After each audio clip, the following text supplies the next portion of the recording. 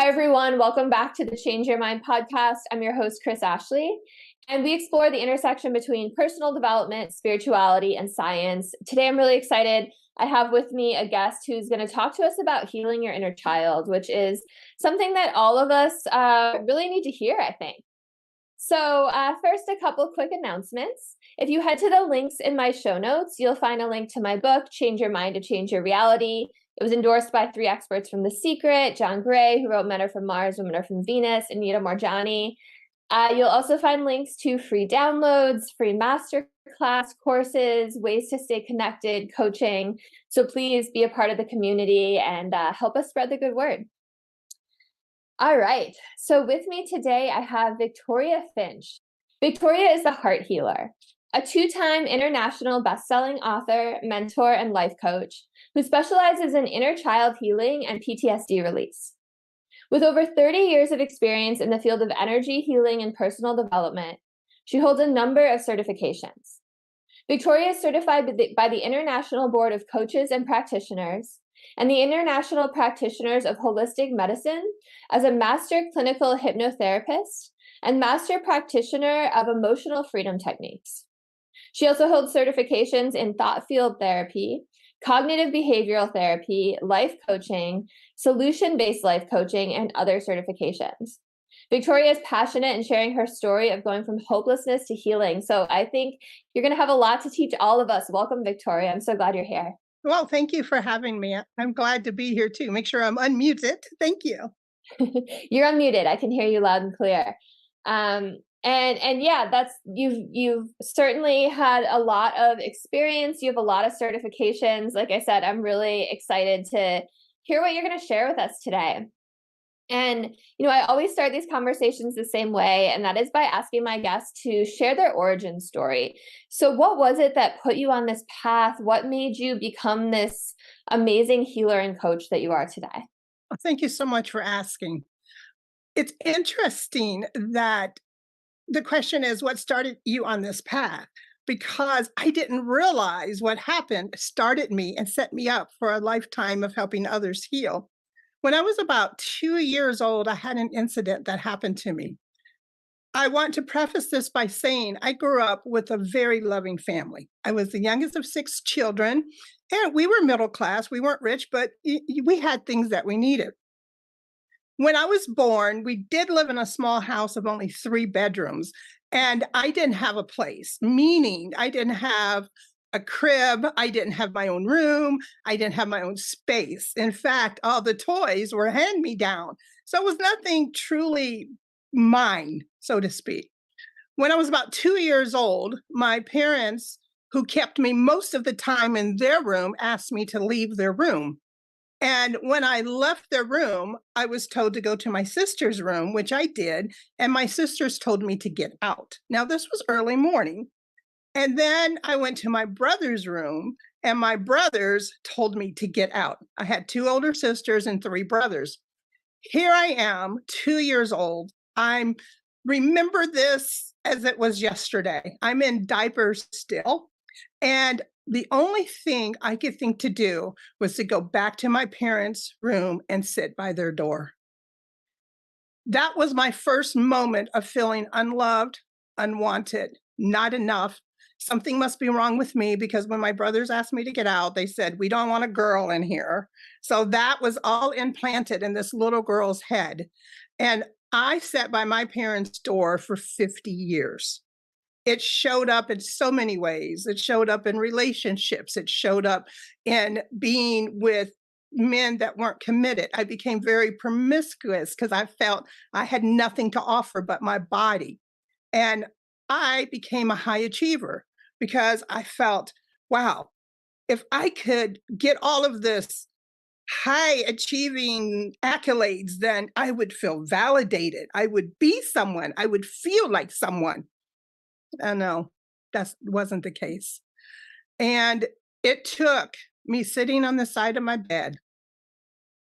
It was August, about 5 years ago, with a bottle of pills in my hand. Now, I'd been in and out of anxiety, depression for better part of 30 years.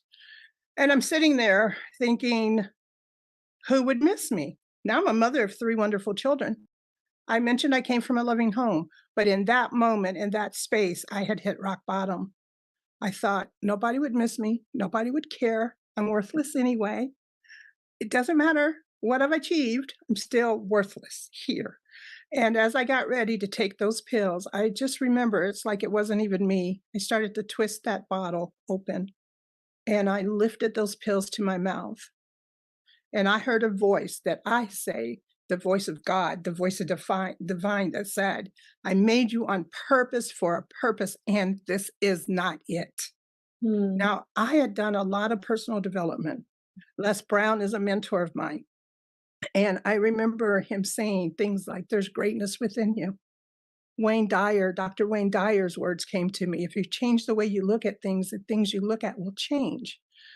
And I got up, I poured those pills out. And in that moment, I knew I had a purpose.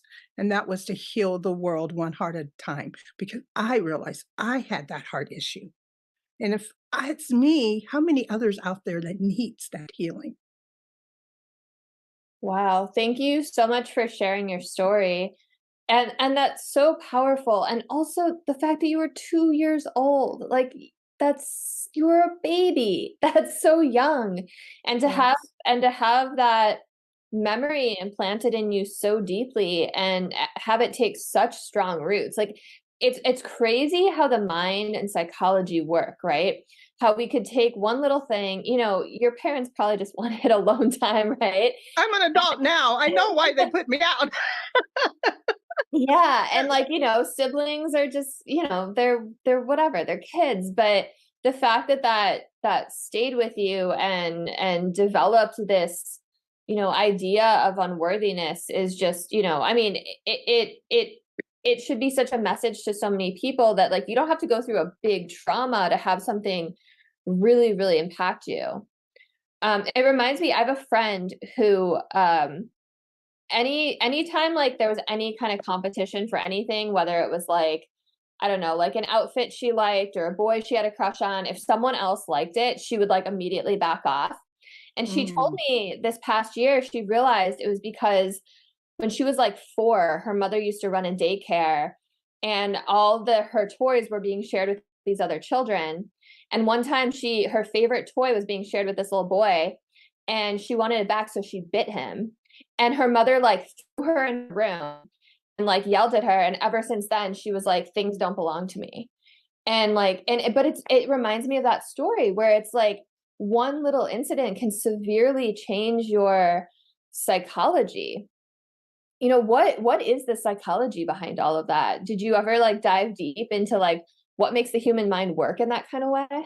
yeah, yes. And it's so important. And I'm so glad you shared that story about your friend, Yeah. because it doesn't have to be a big incident. I will tell you that typically, when you have something that's that deeply rooted, it typically happens between being in the womb and the age of 7. That's Mm. when we are most impressionable. The psychology behind that is this: the first 180 months of our lives is when we are most impressionable. That is when the brain is what's called alpha state. We call that the learning state. As a hypnotherapist, that's where we take people down to. And for deep work, we have to take them down to theta. So when we're looking at the brain, we have beta. Beta is where we are right now. We're alert, we're talking, we're having a conversation. You go into alpha right before bed and right when you wake up in the morning. And if you think about it, in the mornings and in the evenings, you tend to be more creative. You think of more things. And that's because you're going into that alpha brain pattern. And from there, we go into theta. Theta is a deeper brain pattern. And that's when you can do a lot of the deep work. Because what we're basically doing is we're shutting off the prefrontal cortex, which is our logic, our reasoning brain. We have to shut that down to get into the subconscious, which means you also are more suggestible, I'm sorry, not susceptible, but more suggestible. And the reason why this is important, especially working with people on hypnotherapy is like, oh, you're going to make me quack like a duck. No, you're not that susceptible. We're not going to do that unless That's you like the stage hypnotist, right? Yes, that's a state. That's like only if you would normally do that after a couple of, freedom shots, right? But anyway, so you go into theta. That's right before we get into delta, and delta is sleep. Delta is our restorative state. That's where the REM that you hear about starts. So the psychology behind it is that between being in the womb and age 7, we are typically in what's called the alpha state. By the time we're 9, we get something called the critical factor, and I won't go into too much detail on that. But that's what separates the thinking, the thinking logical brain from the subconscious. Yeah, thank you for explaining that. And, why do you think it is that we personalize so much? Like, why do we take that one incident and make it into I'm unworthy, I'm unlovable, and it becomes this mantra that we carry? Part of that is because we are programmed to see the negative. We are built that way. If you go way back into time, we had to always be aware of our environment. We always had to look for the tiger in the woods. We always had to protect ourselves. And we are trained to look for things that are negative. In fact, and I can go into the brain if you want, because that's where our reptilian brain kicks in. And that part of us that's what protects us. So now we're in protection mode, right? And if I feel unworthy or unloved, there are certain things that I won't do because I'm protecting myself. And what happens is we grow up with these thoughts and they just stay tucked in the subconscious. So we're in that fight or flight response all the time. We're always looking in our environment for things that make us feel unworthy, for things that make us feel not enough, because that is how the brain works. We have some 70,000 thoughts per day, and most of those thoughts are from the day before, and most of those are negative. And it's because that's how we're trained. So it takes work to retrain the brain with neuroplasticity. You can retrain the brain to see positivity in most any circumstances, but it also takes some healing. That makes sense. So it's survival mode, right? Exactly. And it makes me think of, when you're saying we're programmed to look for those instances of unworthiness, it's like your reticular activation system, that part of your brain that brings certain things to the forefront, highlights certain things. Yes. And I like that you said you're living the same thoughts as the day before. And, I'm sure you know this, but psychologists actually estimate 70% of our thoughts are negative and repetitive. Yes. So, we're just on this infinite loop unless we get conscious and break it. So absolutely. So going back to your story, did your healing take place in that one shift? Was it just this moment you heard this voice, you knew everything was going to be okay, or did you have to go back and do your own inner child healing? And if so, what did that look like? It absolutely did not happen in that instant. And that's what we need to understand. Just like we have to train our bodies, an athlete, we do that with our mind too. What happened? The reticular activation, the activating system you mentioned. Now my brain is looking for ways to feel better about myself. And I was on YouTube, and then we can talk, manifestation starts coming in, right? What you start talking about, what frequencies you start putting out there.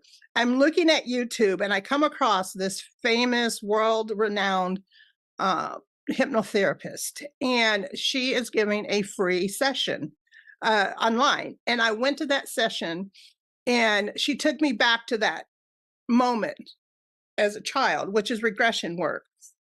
And she took me back and I was able to see that little girl and have a conversation with her, the adult me, while I was in trance. And it was just eye-opening for me. And I thought, oh my gosh, if I can do this, and if this is a skill that I can learn, how many people out there can be helped? And even after that, I still needed help.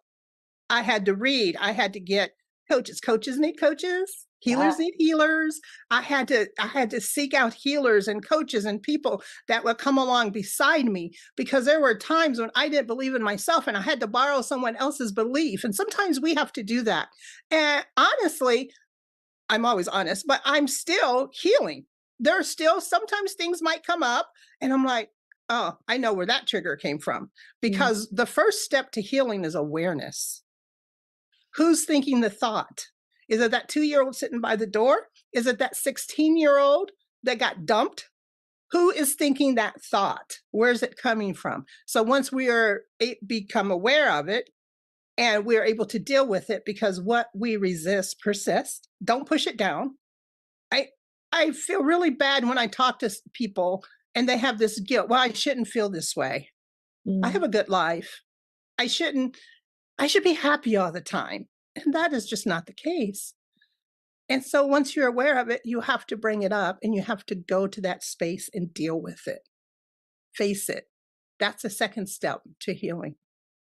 Yeah, thank you so much for sharing that. And thank you for your vulnerability and saying that you're not fully healed yet, because I don't know that anyone is fully healed yet, right? Like if we reach that state of, being fully healed and, quote unquote perfection, like our life on earth is probably done, right? We probably learned all of our lessons we're meant to learn.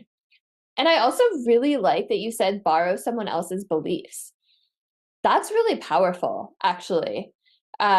Because sometimes, it makes me think of like affirmations, right? Listening to like Louise Hay affirmations or something where, at first you're like, I don't feel any of these things, but it's like, if you repeat it enough, you start to like feel it in your soul a little bit. And that's really powerful. If you can't get there on your own yet, don't reinvent the wheel, start with something else. So did you remember that 2-year-old memory? Or was that something that came up when you went through that regression hypnosis session? Because I'm just thinking, like, not everyone might remember this random moment from when they were 2 or 4 or 5 or whatever it is that had this like insanely pivotal effect on them. How do you even get to those memories? Absolutely. I did not remember that. I did not remember that. And as a master hypnotherapist, let me explain this. I'm going to go back. There are hypnotherapists, clinical hypnotherapists, and then there's master clinical. The difference is at the master level, you're able and trained to do regression work. So you're not planting memories. You're just going back. One of the first things I ask my clients is, was there an incident that happened with you between the ages of the womb and age 7? Most of the time, they will say, no, nothing I can remember. And then we're like, okay, were there a time where maybe you felt a certain way? And then they can pull it up. It's amazing. And then they can pull it up. Oh, I remember that time. I had a client who was always trying to make friends with anybody. And the people she made friends with were not really nice people to her. They just weren't. And just ask a question, who are you trying to gain acceptance from? And she'd like, my sister. She said, my sister I always felt like my sister never liked me. And so I always find people who don't like me because I'm always trying to get their approval. It's in there. It's just about asking the right questions to get there. Yeah. Yeah. And I imagine like once you put someone in that trance state, it's so much easier to access those subconscious memories too, right? Yes. I actually had no idea about that until it was brought to my attention. And then it's amazing because once you have that awareness, you can go back and look at your life and say, wow, so that's why I did that. And that's why I did that. And it's a freeing moment. It frees you from so much. Yeah. Yeah, absolutely. So you mentioned the womb. Talk to me about the womb, because right before this, I stood up to close my blinds and you're like, oh, wow, you're pregnant. So I'm like 9.5 months pregnant at this point. So talk to me about the womb. Yes. Am I screwing this child up already? I don't know. What do you do all day? But the thing is that babies in the womb can feel their mothers. They know what's happening. If a mother's very anxious, there's a very good chance, not always, because we know biology, that that child's going to be born an anxious child. Maybe the child's going to cry more, be more colicky. I can say that, can I? But at any rate, so it's really important to speak to the child with love, to speak to the child with care, and to protect and take care of your peace of mind above all cost, above all cost. And I say that to anybody, whether you're having a child or not, you have to protect your peace of mind. You have to pour from your source, from your saucer and not your cup. When you're pouring out help, when you're pouring out to others, take it from your saucer and not your cup, from your overflow. Because as caretakers, especially women and men, please, I know you're caretakers too, but somehow we take that role as being caretakers so much. And men, I know you do too. And you're constantly pouring from your cup. You're exhausted. You're crying yourself to sleep at night. Or worse, you've got to go through a bottle of wine. So we have to learn to take care of ourselves. When you take care of yourself, then that baby will learn to take care of him or herself, and they will feel the love and they will feel the peace and the joy that you bring to. Yeah, Girl. it makes me think of epigenetics, right? Like the environment creates, or the environment turns on or off the genes, right? You can control so much by your outer environment as well as your inner environment. And as mothers, we do that. But no, that's something I've thought about a lot. I lost my father 3 months before I got pregnant. And so I was still grieving a lot. There were times when I was like sobbing, like crying and pregnant, and then knowing all that I know about this work, thinking like, oh my gosh, am I just like negatively impacting this child? But you also, I guess mom guilt is a thing. You also can't, you have to give yourself some grace, right? Absolutely. One thing I do want to mention, you mentioned about the outer environment. In Man's Search for Meaning, Viktor Frankl said, and I'm going to paraphrase this. He said, last of humans' freedom is one's right to choose anyone's attitude in any given circumstance. Now, he was in a concentration camp, and he realized that the people who survived were the ones who had the why and the ones who can control their thoughts in their situation. And nothing changes on the outside till we change on the inside. And I want people to understand that you may not be able to control your environment, but you can always control you. And Yeah, sometimes that takes practice and yeah, learning. yeah, absolutely. And you have that outer environment, you have that inner environment.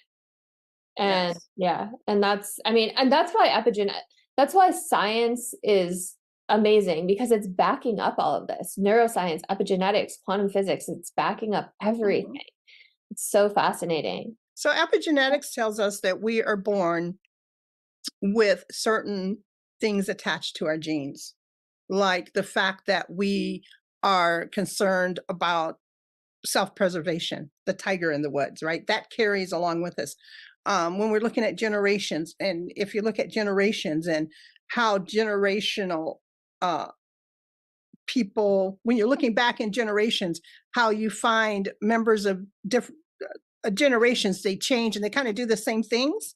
And epigenetics says we can actually change our genes with the power of our thoughts, with the power of our minds. It's more deeper than that, as we know, but it's just good to know that you are not stuck.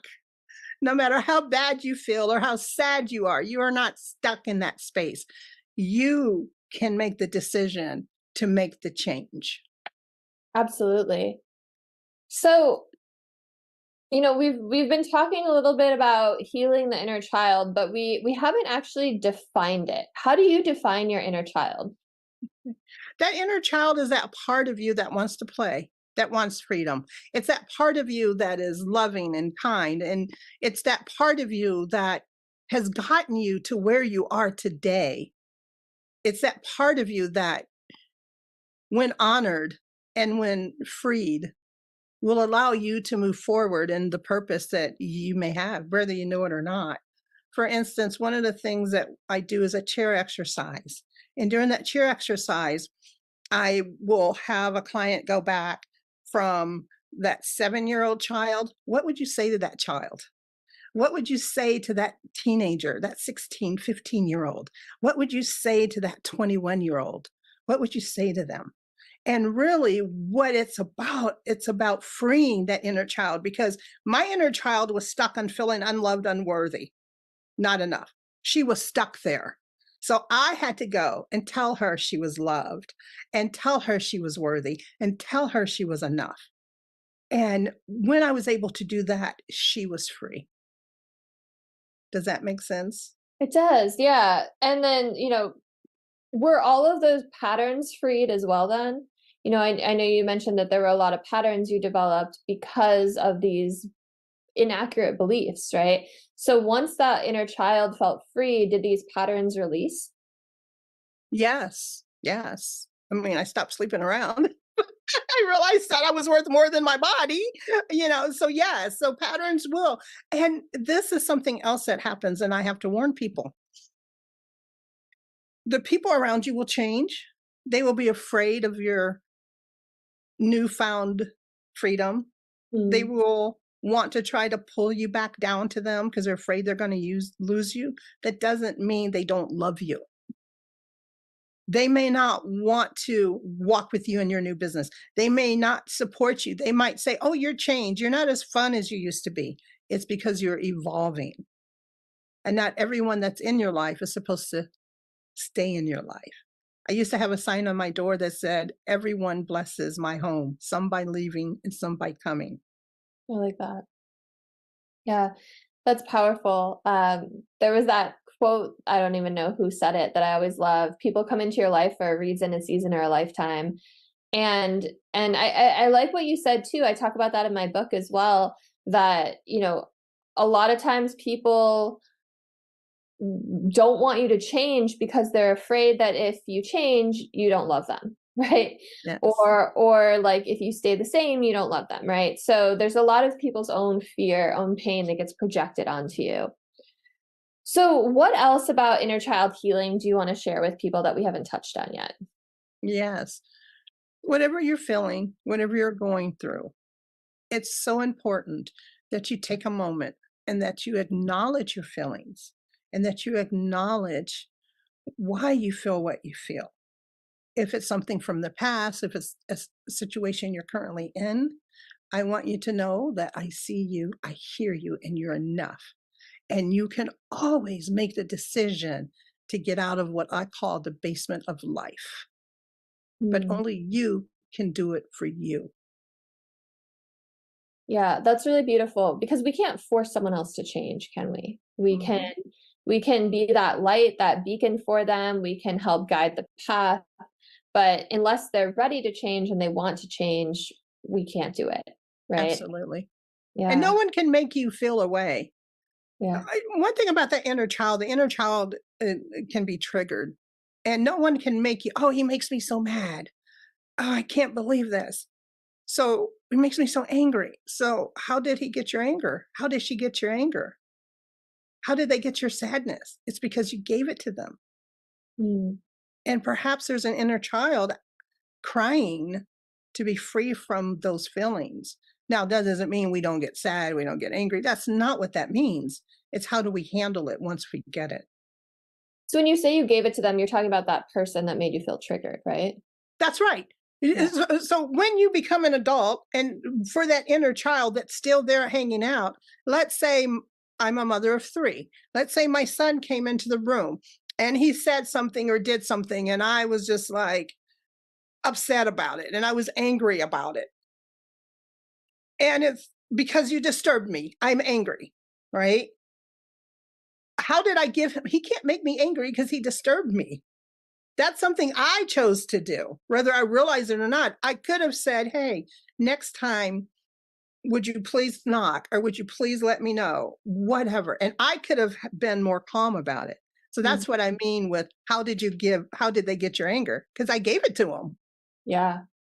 Yeah, I love that. And I don't know if you've ever read David R. Hawkins' work. He's amazing, but he has this great he was a therapist, but he has this great idea that people with repressed emotions are like pressure cookers, just waiting to release steam, right? So your outside events don't make you angry, you're already angry, and those outside events give you a excuse to unleash that anger. Mm-hmm. You don't boil over. So talk to me a little bit more about triggers. I've heard that they are mirrors, that they show you unhealed aspects of yourself, that you can't be triggered by another person unless you have that same thing inside of you. So talk to me about that. What are your thoughts on triggers? Well, we do tend to attract what we are, not what we want. If you find yourself in relationships that don't work, or people that are non-committal, or maybe you're non-committal, maybe you're angry. And as far as triggers go, I truly believe that they are from deep inside, and until they're recognized, they will keep boiling over, as you say. And again, it's really about recognizing. David Wagner did an experiment called the white bear experiment.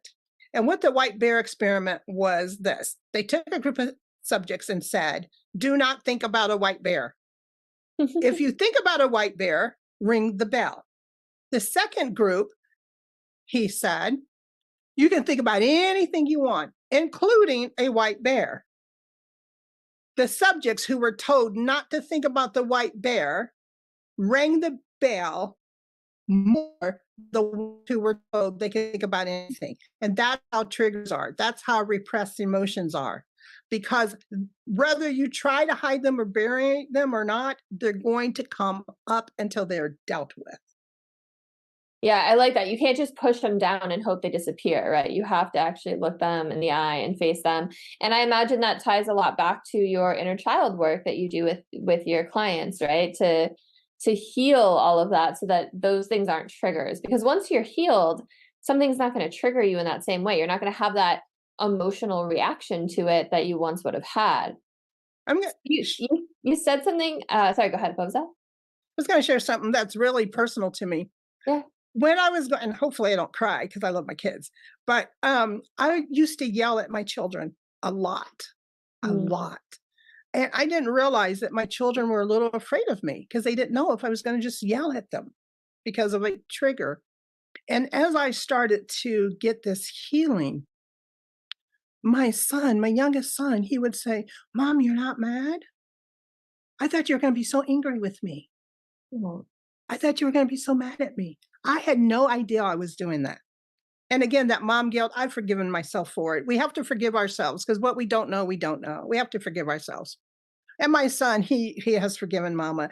But the point is that we don't even always know until it's just happening. Yeah. Yeah, and I think that ties back to what we were saying before with not even remembering those memories that triggered the event in the first place, right? Like there's so much hidden in our subconscious. Mhm. Absolutely. And it takes a lot of work to become aware of yourself on such a deep level. And I think that that's scary for a lot of people to even go there, right?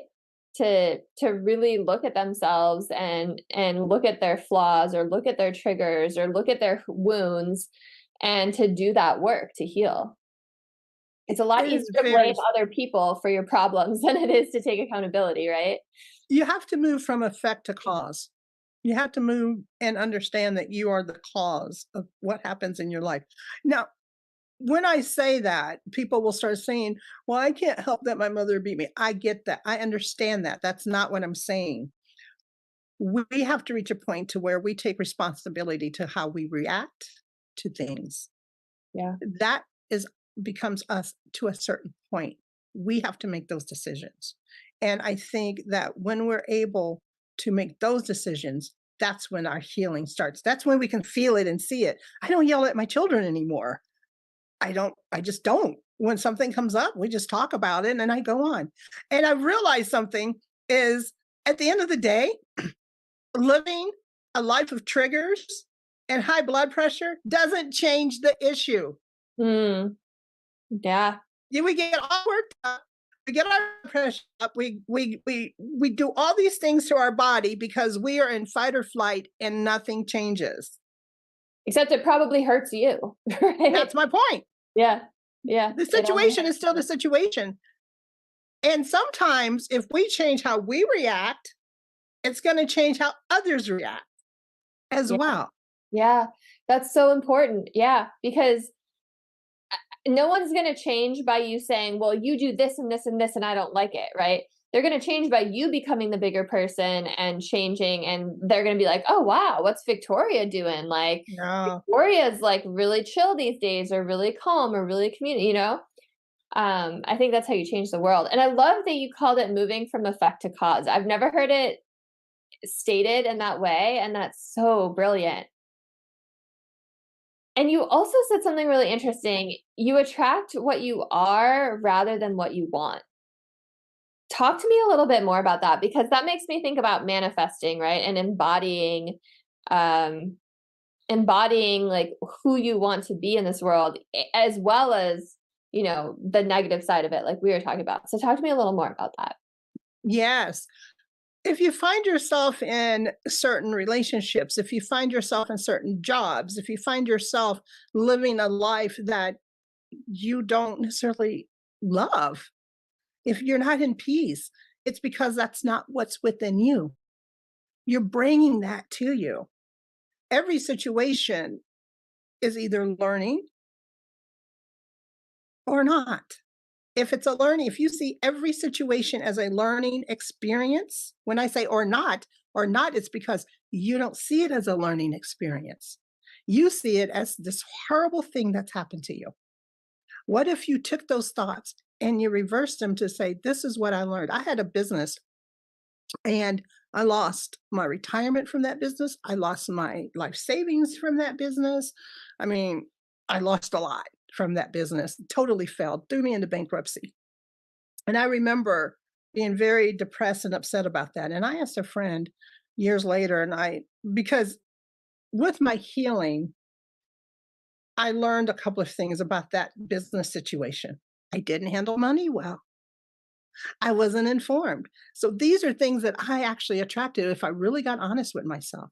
And I asked a friend a few years later who worked for me at the time, and I said, do you think that business was a failure? And he said this to me. He said, no. He said, you learned so much from that business that now you have created 5 successful brands. It was not a failure. So we have to look at things in a different way. It goes back to Wayne Dyer. If you change and he's not the original one with this thought, but if you change the way you look at things, the things you look at will change. Your book is about that, I believe, based upon the title. I'm going to have to get your book. How did I not know this? But I'll send it to anyway, you. I'll get this book as soon as we're done. But at any rate, that's what it takes. It takes that changing of thought, seeing things different. So when it comes to manifesting, stop saying, there aren't any good men. When am I going to find somebody? When am I going to have more money? I'm so poor. And you put yourself in this lower vibrational state. Yeah. That's what you're going to keep getting, because that's all you keep saying and that's all you keep getting. Yeah. You have to become that which you seek. When you become it, you're going to get what you become. And that's why we get what we not what we want, but who we are. Yeah. I love that. And again, you're right. My book is about all this, but I love talking to people about it though, still, because everyone says it in a different way. And you've said so many things today that I teach, or that I talk about in my content, but the way that you've worded it has been so just unique and different than the way I word it. And I think that that's so important, because someone could listen to my message 500 times and then they hear you say it and it just clicks, right? Mhm. And and I think that's really important, especially when it comes to manifesting, because so many people kind of think of, the universe is this genie in a bottle, right? Where they can just tell it what they want and then it just kind of falls into their lap. But you have to go there first, right? You have to walk the walk. You have to put yourself in those higher emotional states. You have to embody it before it can ever be realized in your life. So I think that that's just a really beautiful message to put out there to people. Here's my question. Yeah. On social media, I Yeah. call it book face on book face. When it's your birthday, you'll figure it out. But when it's your birthday, they have these. You can set up these funds, Oh yeah. charities, right? And people can donate, right? And Hmm. people can donate to it. I can't tell you how many people don't donate first. Mm. So you're asking the universe to give you something and you're manifesting it and you're day and night doing the affirmations day and night and it's not happening. Are you walking in it? Are you taking that first step? It goes back to what you just said. Yeah. Tony Robbins says something similar. He says, because he tries to get people to donate all the time, and he's always like, if you won't give a dime on a dollar, you're not going to give like a million on 10 million or whatever number, Absolutely. right? It's a state of mind, like, and that's so important because so often we're like, I'll do this when, right? It's like when I make this money or when my student loans are paid off or when my kids go to college or whatever it is. But I mean, it just goes back to exactly what you're saying. Like, if you're not going to do it now with the tools you have available, you're not going to do it once you have greater tools at your disposal. Yes. It's who you are. You have to make that who you are. Yeah, I think that's such an important message. Letsu said, I had to, I'm paraphrasing again, said that I had to stop being who I was in order to become who I was meant to be. Yeah. I think that just sums up this entire episode like beautifully, right? Um and knowing that who you were isn't your fault, but that your healing is your responsibility, right? So that's why you go to someone like you, right? Yes. Who's trained in all of these certifications to help uncover those things that you might not even remember that are causing all of this in your life. So I think it's a perfect time for you to tell people how they can work with you if they want to. Like, where do they find you online? What are your offers? All the things. Yes, you can find me online at Just Ask Victoria. You can find me on my website, which is justaskvictoria.com, my email, info at justaskvictoria.com. And then under my social media, same thing. If you just type in Just Ask Victoria, the heart healer, you will find me so easily. And I do give a no cost clarity call. And at the end of that call, whether you decide to work with me or not, at least you will have some insight about how to start your healing process. Amazing. And do you when you do hypnosis, do you do it over Zoom? Can you work with people across the country or Yes, okay. yes. And actually, hypnotherapy is just one of the modalities that I use, and I probably use it the least because there's so many modalities that I'm trained in. It really depends on the client and what they're going through and what they're able to accept. Because we have to basically suspend our disbelief. If you're reading a book, it's just ink on a paper, but yet you feel the excitement of it and you're in the characters, and that's really what it's about. To same thing with manifestation is really deciding yes and feeling it. Awesome. And I know you're trained in EFT and coaching. So is that primarily the modalities used when you work with people? Yeah, cognitive behavior therapy, life coaching, emotional freedom techniques, thought field therapy. What is thought field therapy, by the way? I've never heard of that. So thought field therapy is a precursor to emotional freedom techniques. And for those who don't know, it's the tapping. You ever seen people tap? It's the Mhm. tapping. And thought field therapy is the precursor in that it's all based on acupuncture points. So you tap on different areas. The biggest difference is with thought field therapy, it's more involved. And the tapping and the way you get people into it is very different. It's a much longer process. Kind of the difference between, as a hypnotherapist, being able to work with someone in alpha state versus theta state of mind. So it all depends on how deep that you need to go. Okay, cool. Thanks for explaining that. Um, yeah, tapping's great. And EMDR is also kind of in that general realm as well that I've just loved doing on Yes. myself. Yes. Yeah, anything to like bring you into that subconscious level.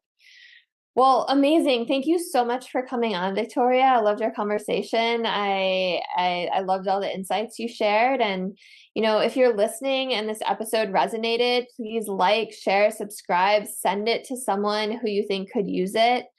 Um, I think, like we were saying, I think we're all on this healing journey. We're all headed back home to ourselves, and life's kind of this spiral. Like you think you're healed and then you face something else and old triggers come up. So, doing this work is hard, but it's so important. So, thank you again, Victoria. Thank you for everyone Thank you. listening. Have a beautiful rest of your day, everyone. Thank you.